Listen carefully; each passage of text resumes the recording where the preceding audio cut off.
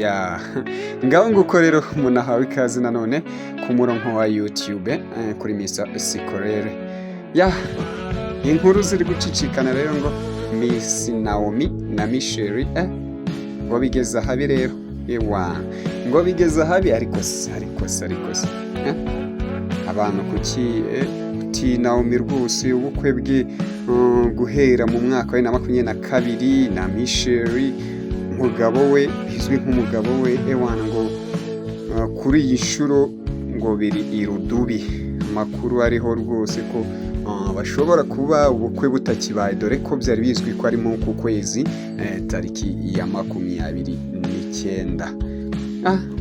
bo reka turebere hamwe rero icyaba kiri kubitera se byitwaye bite mbibutsa rero nimba utarakora subscribe ibuka gukora subscribe ndetse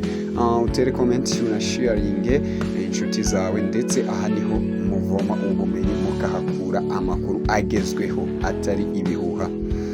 ya Miss Naomi uzwi nka Miss w'u Rwanda Miss Naomi ashobora kuba ari umwe mu ba Miss bazwi cyane bari popular mu gihugu bazwi cyane Miss Naomi akaba afite umushiri Michelle uturuka mu gihugu Ethiopian igihugu cya Ethiopian igihugu cyiza akaba rero ari ibintu byari bizwi ko afite ubukwe tariki ya 29 z'ukwezi kwa 12 nk'uyu mwaka wa 2024 ni ibintu byakomeje kuba bizwiho cyane ko ubukwe bwabo buri hafi bamwe bakavuga uti si ibi bintu bizaba ibintu by'umuntu uhora yipostinga byabaye hahiye hagize ute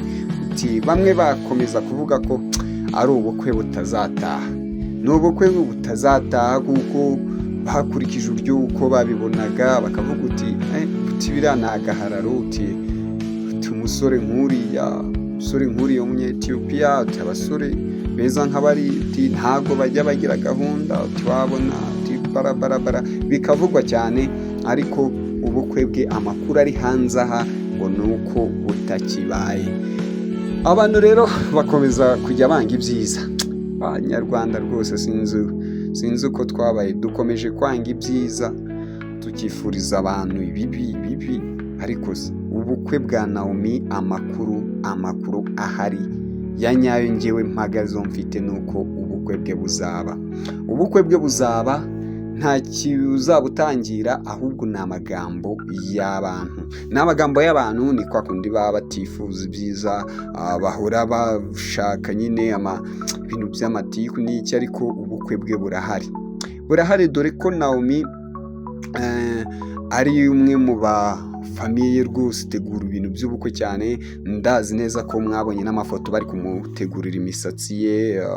ko ubukwe bwe nyine bari gutegura ko uzaba imyiteguro irarimbanyije ahubwo nuko ari amagambo y'abantu baba bavuga uti ntago bukibaye uti yaraduteguje buki imyaka ingahe bimeze bite byararangiye ariko ndagira mbabwire ko ubukwe bwe burahari